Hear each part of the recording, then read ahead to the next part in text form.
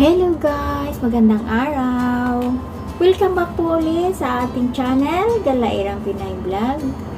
Ang ating pong video for today ay tayo magluluto ng chicken curry. At sa mga hindi pa rin nakaka-subscribe sa aking channel, please subscribe my channel, Galairang Pinay Vlog. Maraming salamat po. At ayun na nga, dito tayo sa ating kusina, kaya umpisahan na natin ang ating pagluluto. Ang aking lulutuin ngayon ay chicken curry, ngunit ang aking gagamitin lang ay ang hita ng manok. Kasi kunti lang kaming kakain ngayon, so yun lang ang ating gagawin. Magluluto tayo at magbablog. Maraming salamat! At ito na nga ang ating mga sangkap, patatas, carrots, at ang ating dalawang hita ng manok. Meron din tayong luya, syempre. Meron din tayong biak o 1/4 na sibuyas at ang ating gata.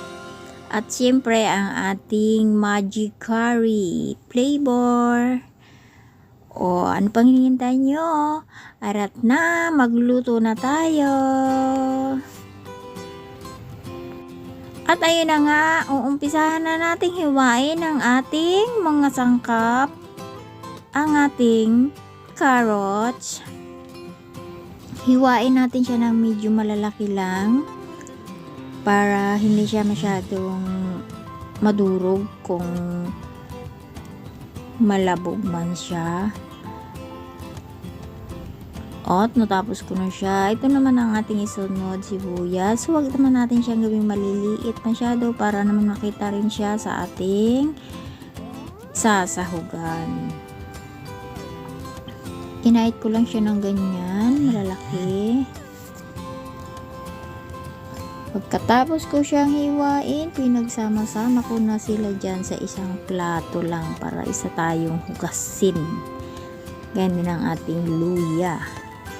Hiniwa ko na siya para tayo ay makapagluto na. Ang ating mga alagay naghihintay na ng pagkain ay gayon naman, ginutom ang mga alaga.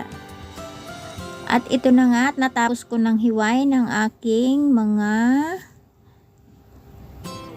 sangkap. O ayan na, sama-sama na sila dyan. O tara na, magisa na tayo. Umpisahan na natin. Arat na. Inuna ko nang igisa ang bawang. Ang luya pala, char. Ang hirap talaga naman nito. Magbo-voice over na nga lang, mali-mali pa, di wow. Isinunod ko na rin ang aking sibuyas. At halu-haluin. Siyempre, intay natin na magsagisa sila, maluto ng konti. Tapos, isusunod na rin naman natin ang ating iba pang mga sangkap. O sige lang, haluin mo lang, paikot-ikutin mo pa. Katulad ng pagpapaikot niya sa iyo. Ay, di wow. Char. At ito na nga, inilagay ko na ang ating karne, ang ating manok, para naman magisa rin siya. Huwag muna natin siyang lalagyan ng tubig. Hayaan natin siyang matuyo na gamit ang sarili niyang tubig para ba maalis yung lansa niya. So, ganyan-ganyan lang guys. Kayo ba? Paano ba yung diskarte nyo sa paggigisa? Ako kasi ganito, sinasangkot siya ko muna ang tapos tatakpan natin at hahaluin uli. O ayan, pwede na natin ilagay ang ibang sangkap. Kaya ilalagay na natin ang ating carrots para maluto na siya.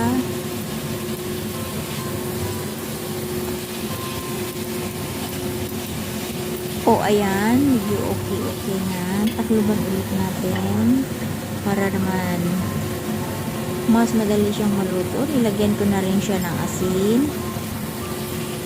pampalasa, at nang medyo okay na nga, inilagay ko na rin ang patatas. Hindi ko na iginisa ang patatas. I mean pala yung patatas, dapat i-prito na nga. Hindi ko na siya nagprito.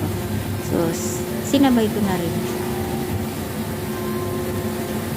pasensyahan nyo na guys, tayo ay mga, ang tawag dito, hindi talaga tayo veterano magluluto. Kaya, ayan, mayroong nahuli. Nilagyan ko na nga pala siya ng tubig para maluto na siya kasi ano na, nagisa ko na siya ng medyo matagal-tagal, nasangkot ko na ang karne. O, ayan, pwede natin yung ilagyan ng tubig at pakuluin. At ito na nga guys, kukuha tayo ng isang piraso lang ng curry flavor para ilagay natin. Pampalasa lang naman siya. Hindi po ako gagamit ng maanghang kasi may mga bata po akong alaga ay hindi makakakain. Kaya ang gamit ko lang na